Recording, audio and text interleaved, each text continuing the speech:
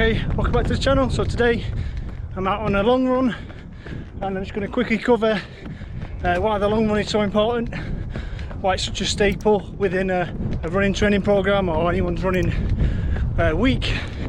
So I'm out on a long run today. It's probably going to be 18 to 20k, which is what, 11 to 12ish miles. So nice long run this afternoon.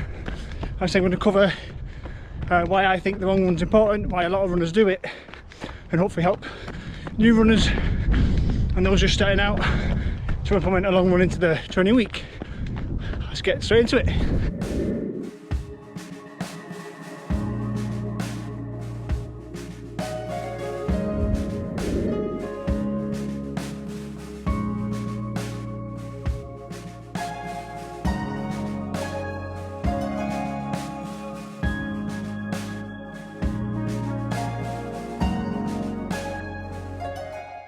So yeah, it's a long run. I say it's common amongst a lot of runners. Anyone that's kind of training for any kind of distance, or those that are regular runners, you often find a long run within their weekly schedule.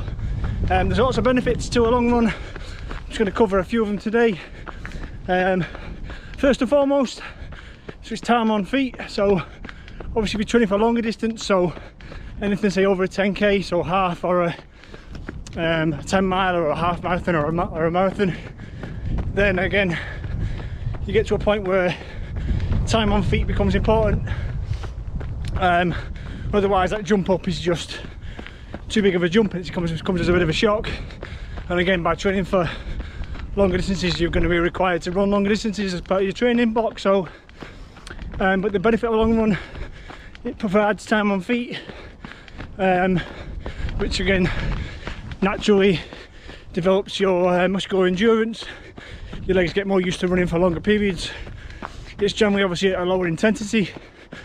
You don't go out for a long run and do it fast. It's generally at a slower, conversational or steezy or easier pace. So that's one element, is that your muscular endurance will develop through running longer. Another benefit is relating to the energy system. So without going into too much science, too much detail, once you get around the 2 hour mark is when our body starts to become quite depleted. So up until that point we can generally run at a reasonable pace with whatever nutrition is within us, our stores of ATP, anything we've eaten in terms of carbohydrates or proteins, and any backup storage of energy we've got. We can generally survive on that.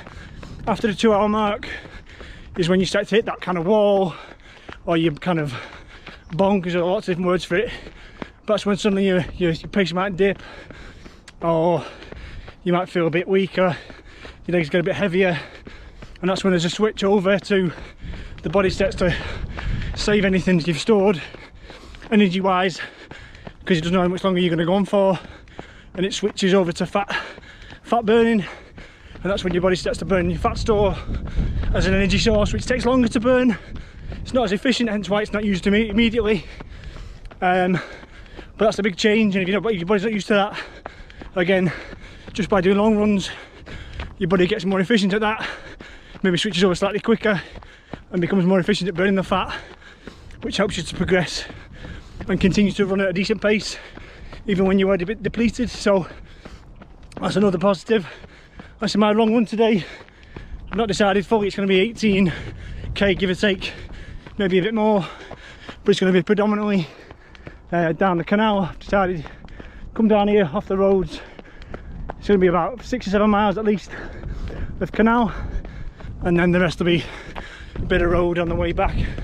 But yeah, all these tips are just my knowledge of sport and my background in sports coaching, and obviously other things I've picked up from other people. So it's kind of aimed at new runners. If you've not really done a long run before, you're just starting out, hopefully you can gather some information from these, implement a long run. I'm going to get a bit more run done. I'll check it back in, a few more benefits of a long run.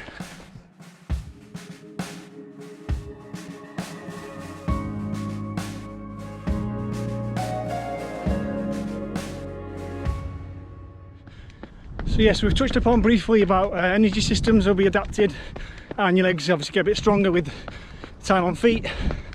But other adaptations take place when you're doing long runs. So again, the further you run, if you're running further than you've run before, and you're just creeping up slightly further than you've normally run, so if you're used to running 5 or 6Ks, then run 7 and 8, that's technically a long run. Probably should have started this off with long runs are all relative. To some person, a 10K could be a long run. To someone else, a 4K could be a long run. To another person, nothing below 20K is a long run. So it's all relative to the individual, but basically running further than you've normally run, implementing a slightly longer run at a slightly slower pace. So yes, you've got adaptations. Again, as you run longer, your legs will strengthen.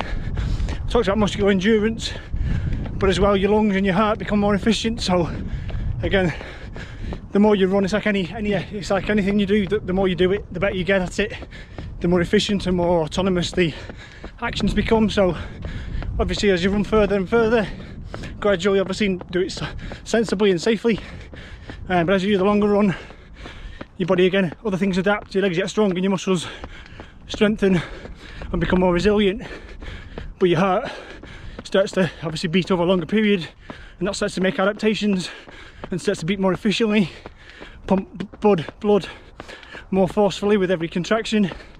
Your lungs get more efficient at breathing in and passing the oxygen through to your muscles. So all these kind of occur obviously over time. Don't go out and do a long run tomorrow and then expect to be a much better runner the day after. These are obviously all take time, but yeah, just implement a long run within your weekly schedule if you're running regularly. Again, over the course of a few months, you'll start to see the benefits, and obviously longer still, you'll get even further benefits. So there is massive benefits. So that's all the physical stuff, and then in terms of the mental side, I find it helps to develop mental resilience and robustness. So again, when things get hard and you are flagging and you've been running for over an hour and you're tired and the weather may have changed from when you set off, again, it's necessary, especially if you're running those longer distance races when it's going to take over 90 minutes, 2 hours, 3 hours sometimes. Marathons can take 4 or 5 hours or more sometimes. I think it's a requirement for you to be, at least be able to have experienced some mental challenges along the way within your training. So yeah, I think it helps build mental resilience. Running for that longer time is never easy. Even if you're running a perfect course and you're fully hydrated, etc., it's still going to have a challenge. So that's the mental aspect, helps to develop that, your resilience. And obviously, again, just touched upon it, if you've got a particular race in mind, it helps you to test out kit for any issues, so socks and shoes for any hot spots or issues, any kit you're wearing, t-shirts, vests and shorts for any chafing or problems you might face with them, helps you to test them out. And again, it's only a worthwhile test if it's a similar scenario to actual race. If you're going to do a marathon and you're wearing your kit for 5K training, it's not going to be relevant. So a long run is relevant to long races. It mimics the day, so it's worthwhile finding out any problems before the day itself. And as well as kit testing, you can test hydration. What do you need to carry water with you? How much do you need over the course of a run? And nutrition as well. Do you like gels? Do you like blocks? Do you like bits of solid food or snacks like jelly sweets, etc.? You can test out different nutrition, what works best for you. These are all possible on a long run and not really possible in any other type of run within your training. So that's my quick overview of the long run and the benefits I find a long run will provide to any runners that are implementing a long run within their training. I've got a long run to finish yet. Like I said, I'm going to try and race the sun. It's about, I think it's about 3:30ish now. The sun's going to go down in about an hour's time, just over, and I've got about 14k to cover, so I'm going to try and get back before the sun goes down. Like I said, most of it's all down the canal, so I'll get a bit more footage as I'm running along, and I'll check in at the end of my run.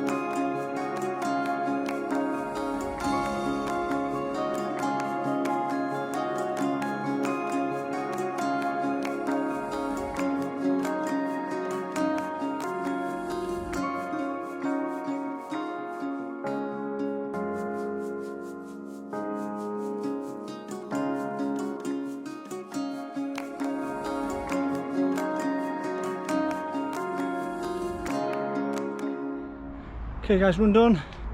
Details on the screen as usual if you're interested.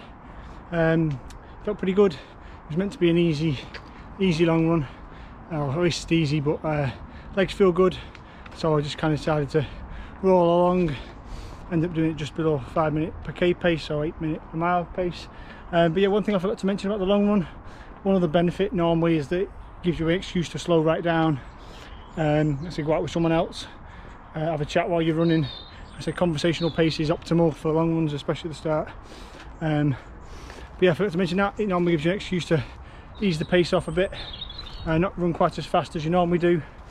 Like I said, that was my plan today, but I feel pretty good, so I decided to roll along slightly quicker than expected. Did a bit of speed work yesterday, thought my legs would be jaded, but they weren't. So but anyway, long run done, and my long run vlog done. So hopefully you've gained some information from that if you've never really implemented long runs before. Got a couple more runs this week, and then I'm going to roll straight into half marathon training next week. That'll be my first block of 2. So like I say, first block is starting next week. I'm going to roll straight into that.